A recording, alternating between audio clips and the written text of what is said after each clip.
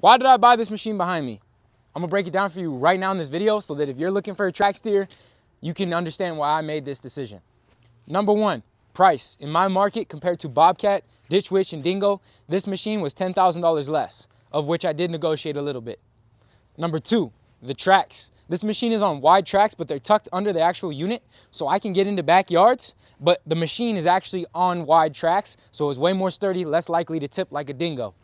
Number three, universal attachments. This machine can take attachments that are made for Ditch Witch, that are made for Dingo, that are kind of those universal attachments, whereas Bobcat has its own attachments most of the time that don't function elsewhere. So you're limited as far as if you want to rent something. This one, I'm good to go. Number three, finance. They offered me 2.5%, zero money down, 72 months, and that just made complete sense for my business because it saves me thousands of dollars a week and only costs me about $800 a month.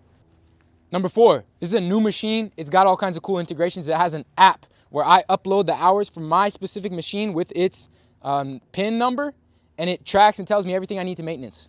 Beautiful.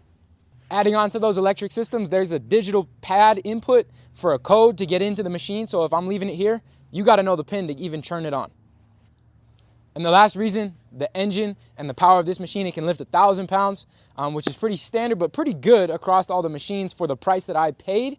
And so I really love it. Kubota has been treating me well.